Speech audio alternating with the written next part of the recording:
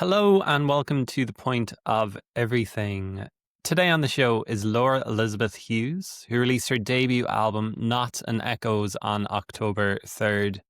From Dublin and living in Cork, Laura has been making music for years and years. You'll hear her shock at thinking how long it is since she first uploaded clips of Lana Del Rey covers to YouTube, about a dozen years or so ago. We talk about all that, collaborating with Cian Sweeney of 1000 Beasts, co-writing a Eurovision tune, and the journey to her debut album. She says, Knots and Echoes moves through the push and pull of youth and memory, whose home is as much an inner landscape as it is the people and places we return to, some of them not being easy places to exist in.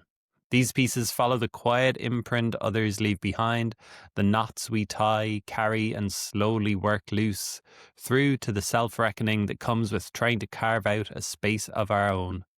Connection, loss and the steady but tentatively open-armed shift toward selfhood run through each track, the past shaping the contours of the present for better or worse.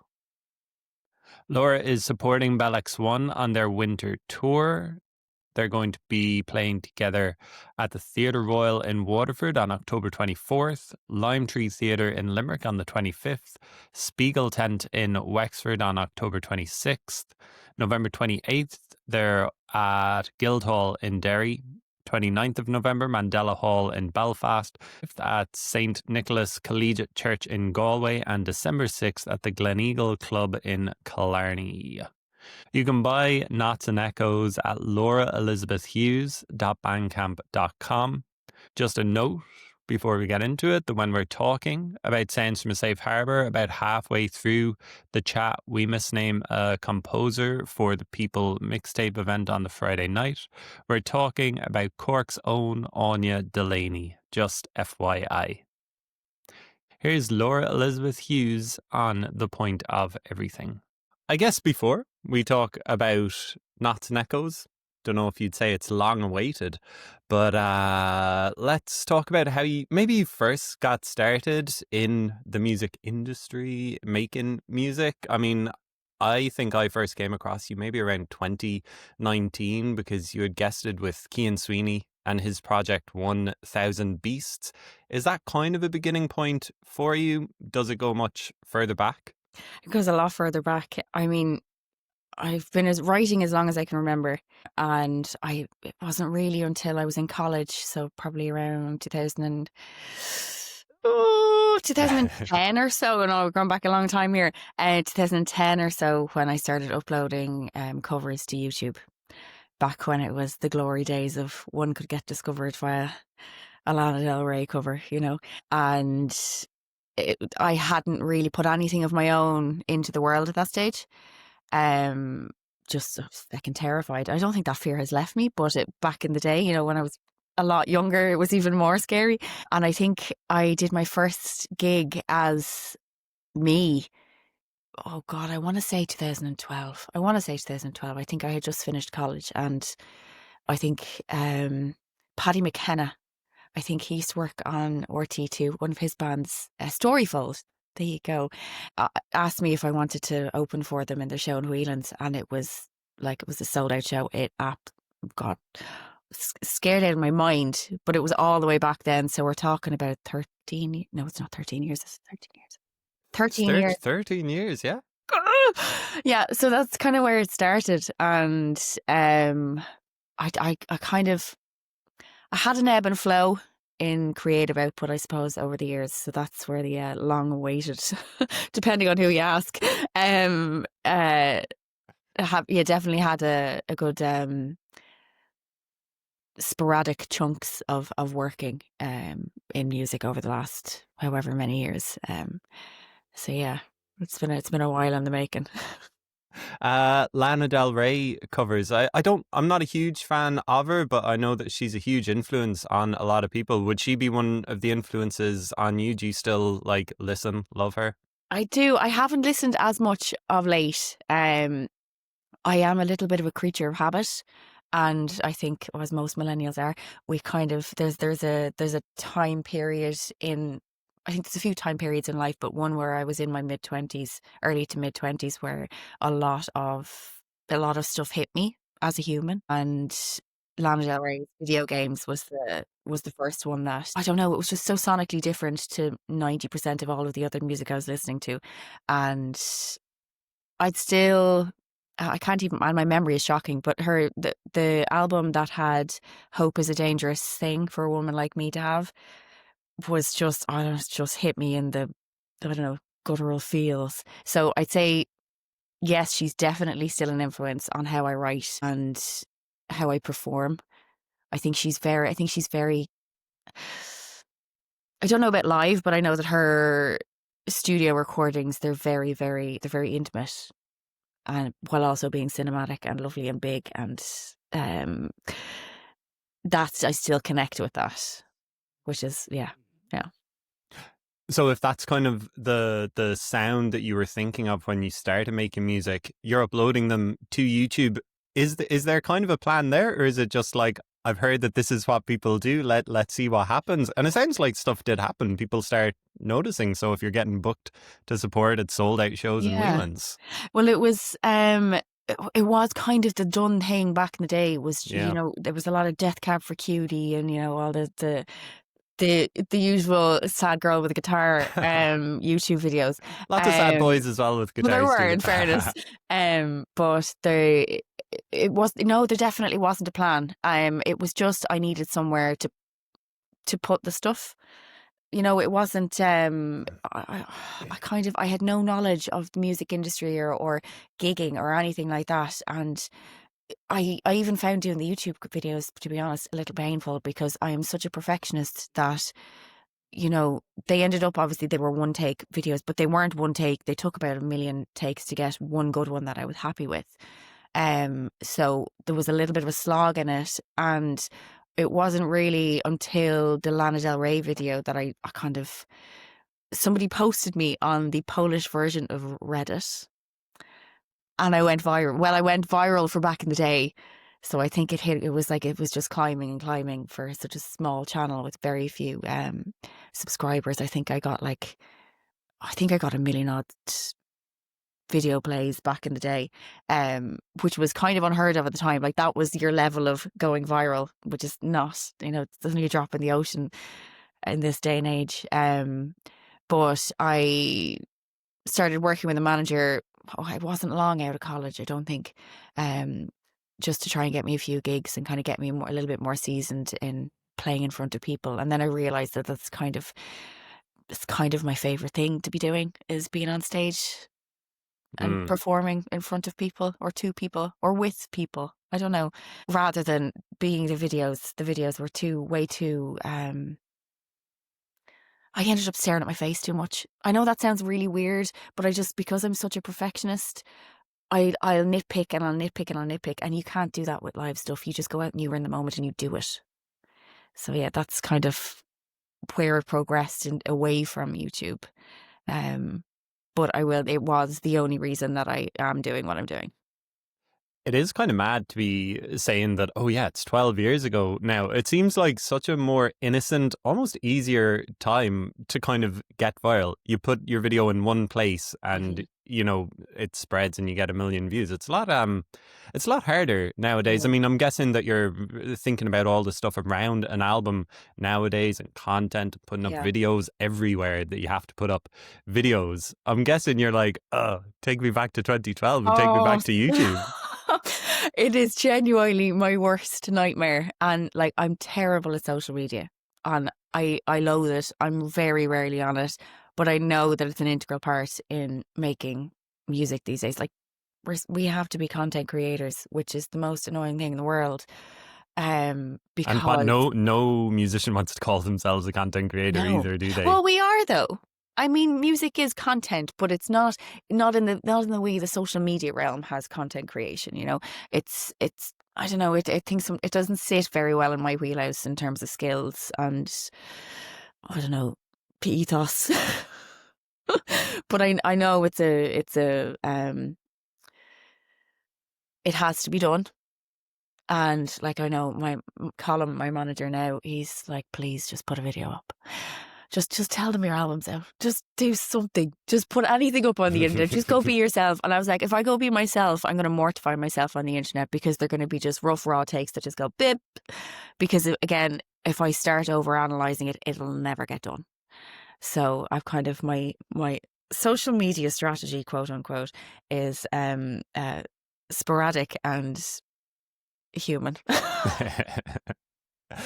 Well, okay, if we've talked about kind of the initial thing, then what kind of happens up to, say, meeting Cian and starting singing songs with him? Is it just you figuring out the ropes of the music industry?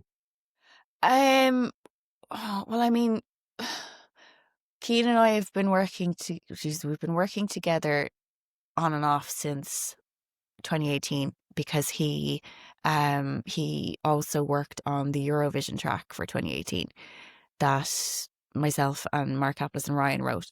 So he was kind of, we bumped paths there, crossed paths, and I don't know, he was like my vocals. And he, like, his Thousand Beasts project is a collaborative project. So we just started. I think have I done 2 tracks? I think I've done 2 tracks with Thousand Beasts now. And he's a pleasure to work with. But just an FYI, I'm married to him, right? Oh, okay. Oh, I didn't know that. I was like, I don't know. Is this? Yeah.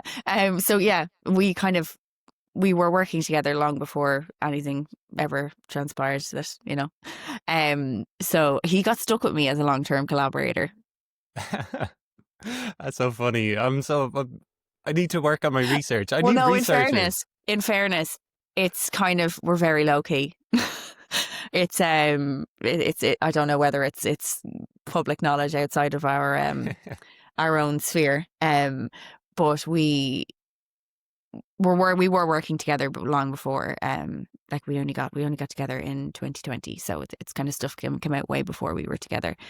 So it's the collaborative process there is definitely one of trust, because I trust and knowing.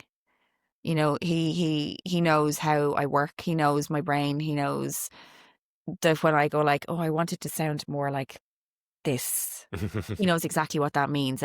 But that is also a testament to his own talent. Like, he's an incredible producer. I like, all bias aside, he's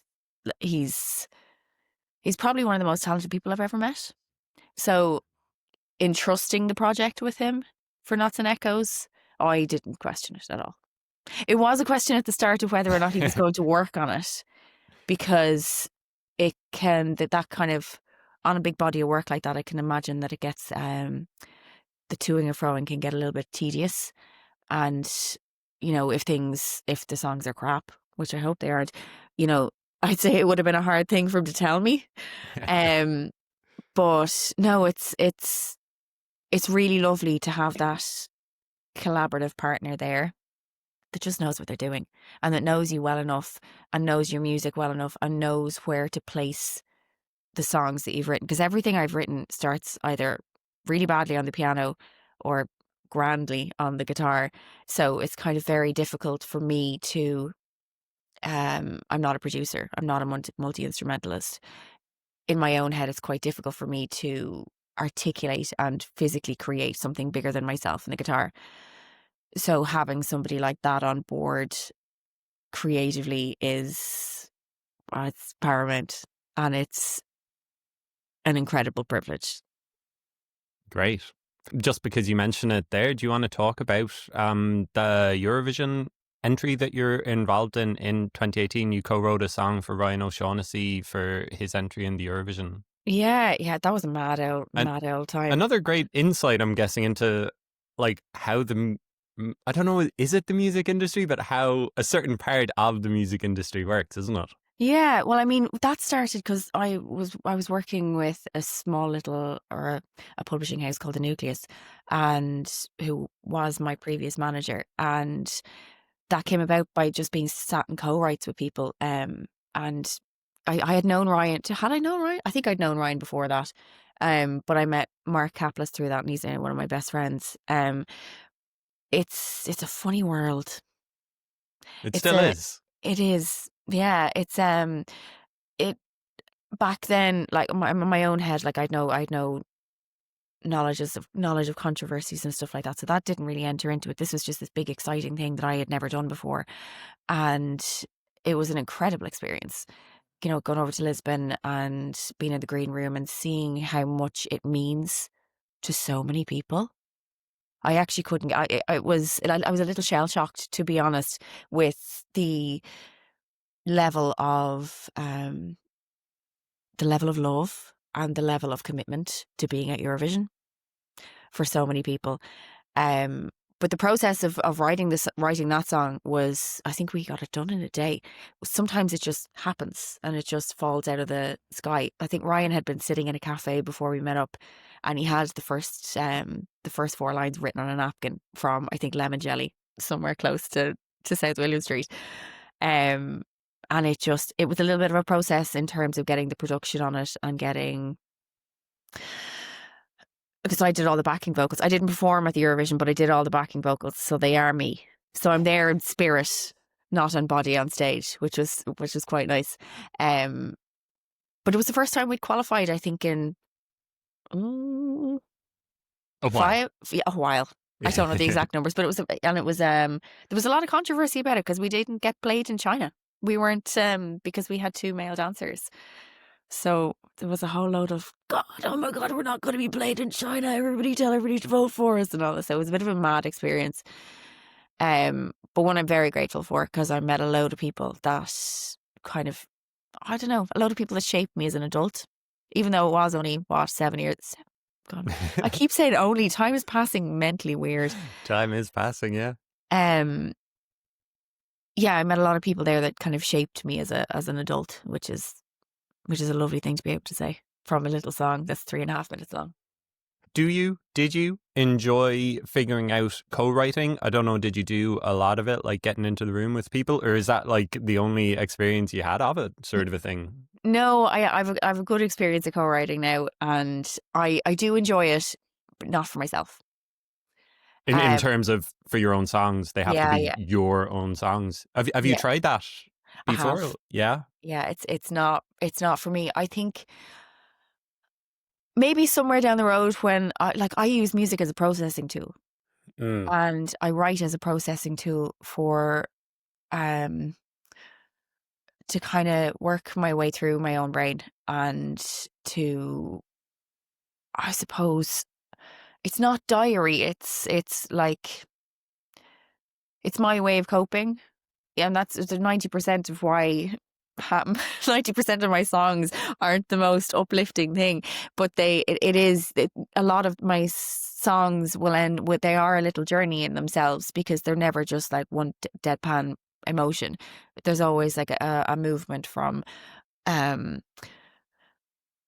the thought process can be seen through the song. I think can be seen through the song or through the lyrics, and I find that quite hard to share that process with somebody else. Because they're your words and Yeah. I mean, that's not to knock it. It's just because of what music is to me, I find it quite hard to share that space as the artist, if that makes sense. That might change going forward, because like, I know you can't really just rely on your life to offer you all of your inspiration and creativity. There has to be craft in it. And sometimes it's absolutely fine to share that craft. Actually, at the end of 2am, the melodic song part of 2am was a collaborative thing. So that was me sitting down on the piano with Cian, and Cian playing through it and coming up with the melody, and I was mumbling along. So there's like, you'd have elements of co-write like that, whereas somebody brings in the musical element of a new section. But I think the words are so important to me that I don't really like to relinquish control over them. But having said that, I like writing with other people, because I think for other people. So I like sitting in co-writes with other people, because I don't know. I don't know. Maybe that's a very egotistical thing. I like being able to lend that wordness to them, if that makes sense.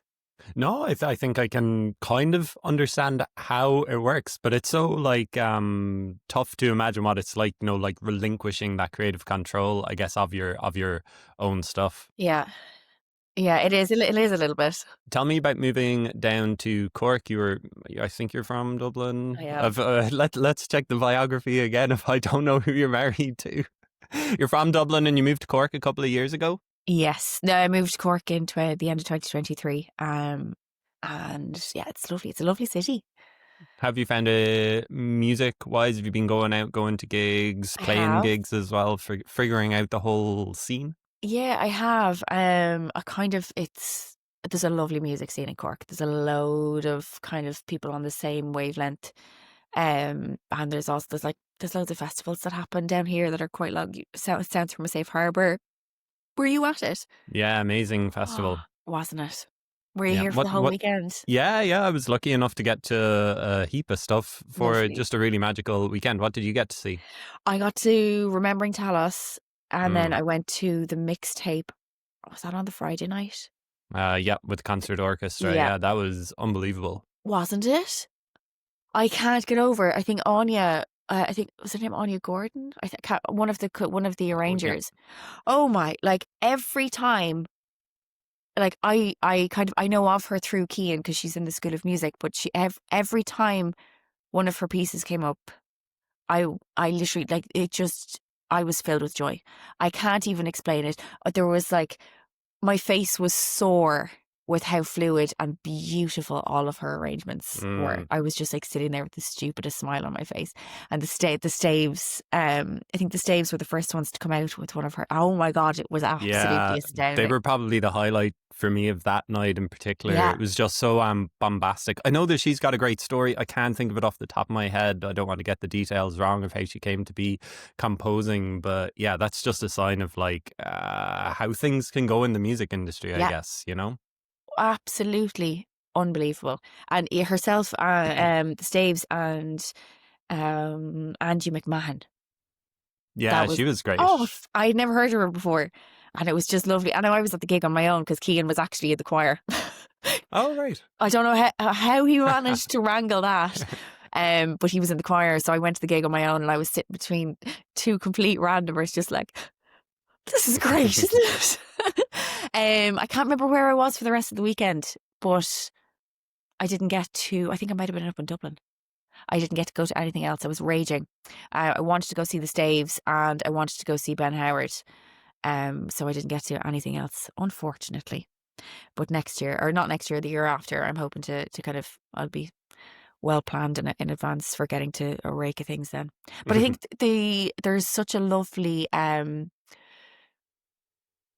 sense of creative community with the likes of that down here. And that's a credit to Mary Hickson and Louise Barker. It's unbelievable what they've created because like even on the Saturday afternoon into the Sainsbury Safe Harbour group chat that Cian was in, he was like, oh, we need singers for such and such and such and such. And then just all of a sudden there's this like this beautiful collection of local singers down in St. Luke's singing with Angie McMahon. And it was like there's loads of things that here that create that community amongst musicians, which I think is fabulous. And you've got all the small little venues. You've got the likes of Collins that just kind of breeds its own loveliness. Do you Mm. know? It's a really nice place to be living as a musician. I will say I do miss there being something on every night of the week, which we don't have down here like we did in Dublin. So like there's kind of, oh sure, we'll pop into Whelan's. There'll be something on there. It's not really as obviously it's a smaller city, so it's not as chock a block full of stuff going on. But no, I found a lovely little. I've got a lovely crew of people down here, which I've also has been, in fairness, has been credited to Cian with everybody that comes in and out of our studio here. So I'm like, hi, I'm Laura. Nice to meet you. Let's be friends. So it's been a nice symbiotic goings on. And I've also now it's been a little bit on the back burner just because I've been so busy. But I've been running a small not for profit well, actually, sorry, my friend Katie runs a small not-for-profit music promoter called Brouhaha, and we got our city council funding for that last year to put on gigs this year. So they're all in like community spaces. We had Shawnee Birmingham, Patrick Stefan, and on actually Anya Gordon is not the composer. She's the musician that I had for Ruha. Anya, I can't remember Anya's second name from that is the composer. Anya Gordon I think she's from Belfast. Anyway, the last gig we had in July was upstairs in this beautiful little restaurant above the Key Co-op. There was 35 people there. It's just jam packed, full of intimacy and absolutely gorgeousness. So I'm involved in that as well down here, which is really nice to be on the other side of the organising.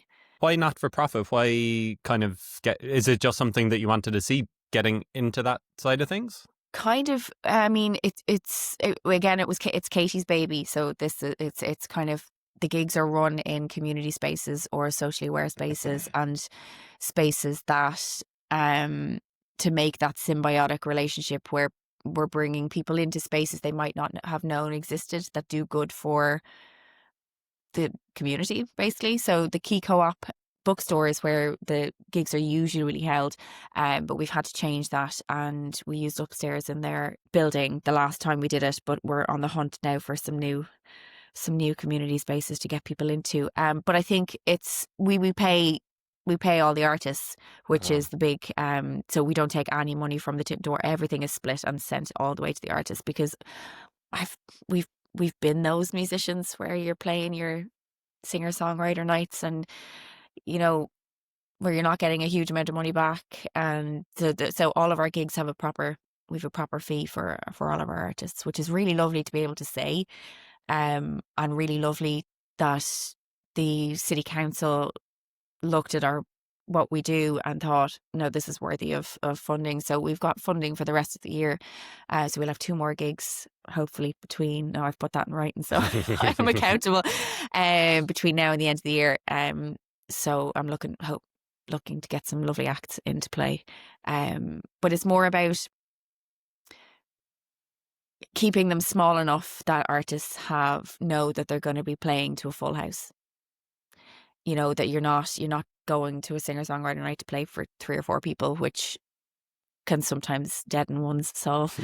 So that's kind of the plan behind it. But the bottom line and the kind of the heart of it is to bring people into spaces that they wouldn't ordinarily be into, and just to make them aware of the fact that these spaces exist and they are doing good for the city. Great. That sounds brilliant. Fair play for being involved with that. Let's get back to Knots and Echoes, the debut album. Did you have it before you moved to Cork? Was it written in Cork? Is it, like I said, a long time in the making? It is a little while in the making. Yeah, I actually can't even remember what year I got funding for this. I think it might have been 2022. From the Arts Council, I got the Agility Award for that. So it went all into getting this recorded. Just giving you like the space and time to be able to think about the album, or just paying for studios, is it? Literally just paying for studio time. And I had a chunk of the stuff written. I had been performing it. It hadn't been recorded ever and hadn't been released. So there was a lot of time spent trying to figure out how I wanted the body of work to go. And I had everything kind of laid out, and then found I was missing pieces and missing missing a flow in terms of sound and in terms of content, because I had started writing. All of my songs start as writings. So they don't all start as songs. Some of them get transformed into songs, and that's perfect. But I had a lot of stuff there that wasn't quite a song. So in terms of flow and in terms of there's no melody, they were physically just words. So I fell in love with Kate Tempest, and I was like, why have I not done this to any of my own stuff? Like, why this is, I didn't know that what I had was that, if that made sense, because it Yeah. wasn't in my realm. All I was doing was filling myself with songwriters and guitar and um musicians per se. So, and then Stephen James Smith, and Emma Kerwin, and because I'd seen both of them live a good few times, and I was like, God, I'd love to be able to do something like that. And then I found one of my older journals, and I was like, I did do this, but I just never said it out loud, even to myself. Like, I had never performed them out loud, even to myself. So it was a bit of a process in trying to marry that with what I already had, in terms of the, like, sonically, not thematically. Everything is fairly on point thematically because they all have come from the same place, and that idea of there being so many different ways that you can be at home. So the entire album kind of focuses around, or the body of work. I feel weird calling it an album because it's not very, very long, but it's just this package of things. They all deal with some element of being at home. So whether that's in your mind, whether that's with the people you occupy the world with, the space you occupy, the spaces that you don't occupy anymore, that should be the spaces you occupy. And sometimes those places, home isn't always home is always seen as this, like, safe haven, but a lot of the time home is not.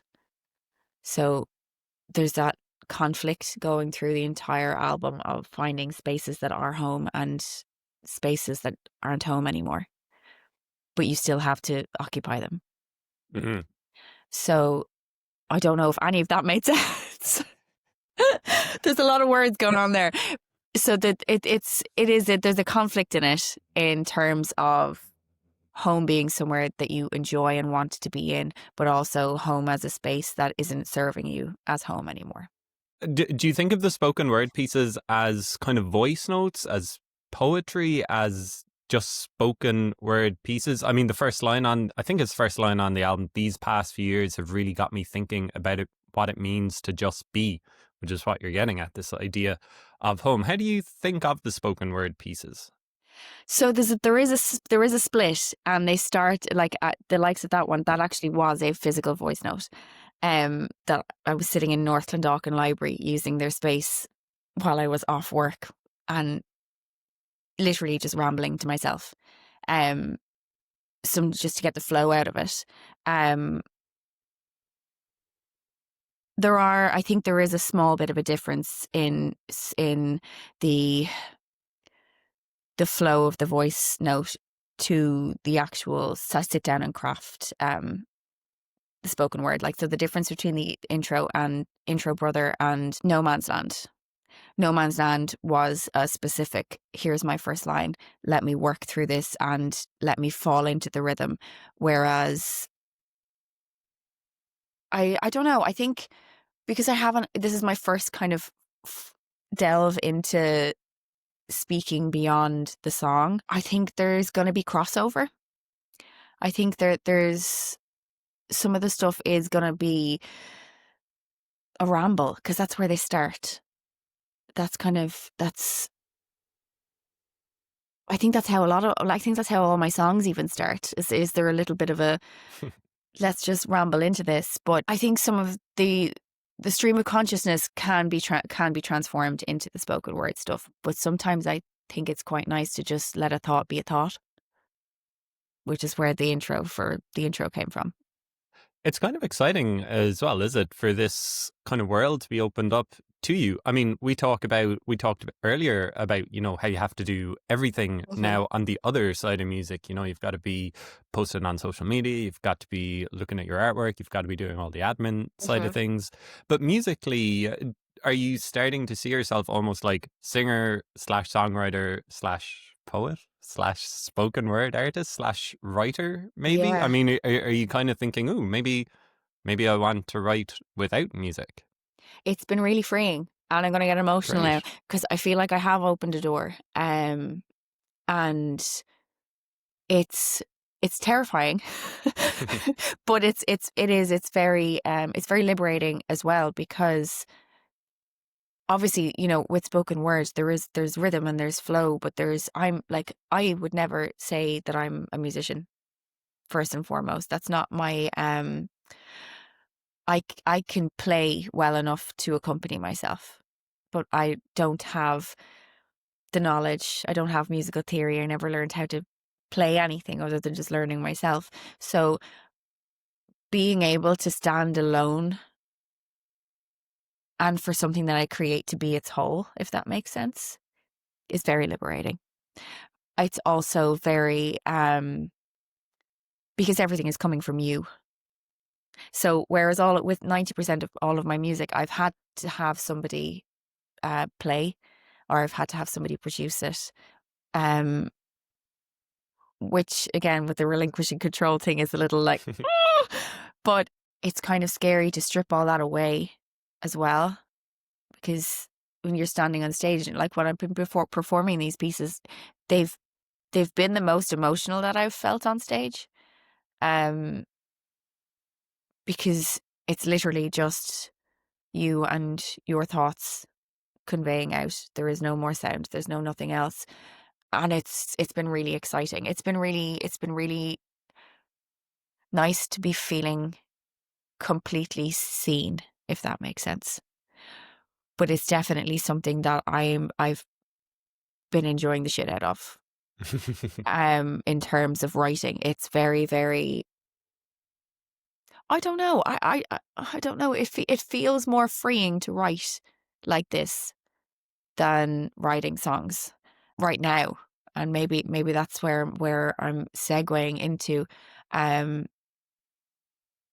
But I am definitely a writer. And that sounds. Why do I feel so weird saying It's that good. out It's loud? good. It's good to say it. I'm a writer. I'm a musician. I think you should be saying that as well. I mean, Yeah, like, you've created a great album, and I mean, you're supporting Bell X1 on their winter yeah. tour, which must be like what an amazing feeling. I presume that you go way back with that band just as a fan. Oh, yeah. I was going to say, I know, I've no idea. I've never met them before, but yes, yeah, way back, like as in very, very, very instrumental in the influences of LEH through the years, and I really want to meet Paul Noonan. I just feel like he's such a lovely, grounded human that I'm very, very much looking forward to meeting them as well. So that's going to be a mental little while. So I think I'm doing 9 shows with them, and I have no idea how it came about. That's No great. idea. That's Yeah, great. very, very excited. And it's going to be really lovely to. I love doing support shows because you get access to an entire audience that you might never have found, and they're already there. You don't have to do anything. Well, you do. Obviously, you have to perform and show up and, give them a show, but they're already there to be won, if that makes sense. Which is yeah, that's a lovely thing to be able to say about going to gigs, and then you just turn up with your guitar and do the business. But the shows are lovely. I think they're all theatre shows, and or 90% of them are theatre shows, and lovely seated, beautiful audience. I think it's a good pairing, which I'm very excited about. Have you thought musically about, I mean, like, we're talking a couple of days before the album comes out, but it sounds like you're almost excited about what comes afterwards, just in terms of whatever you might do. Have you started making like more music? Can you already see what's coming next? Yeah, I mean, because I think the album has been so long in the making, naturally, I'm a little bit beyond it. But having the Bell X1 shows lined up there for straight after the album release has been a godsend, to be honest. It takes some of the pressure off having to get out and promo myself. But yeah, I have stepped a little bit beyond it. I have started writing. I've got some stuff already in the works on my end, not in production end, for the next thing, whatever the next thing might be. It's all movement. It's all forward movement. And it might be slow, but it's still, there's still steps being taken. I wish I was that kind of person that could just bang out a load of tracks and have like an album a year or whatever, but I haven't quite got to that stage of craft, and I think processing takes time.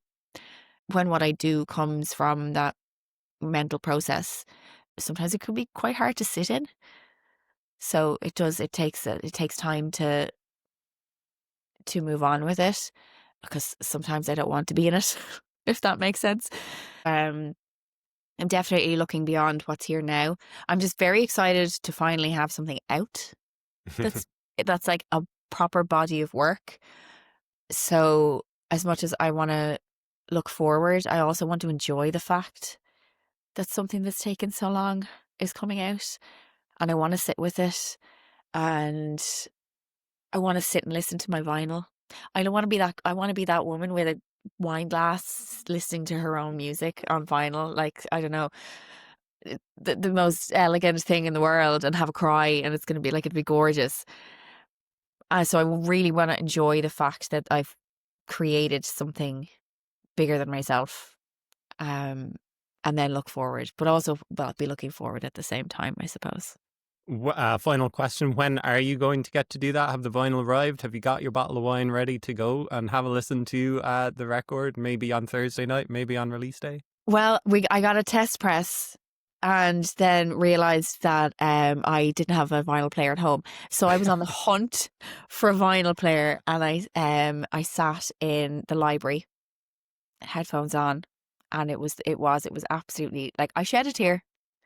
And I don't even know whether it was just a shed of tear of, you did it, good job, you've made something. Yeah.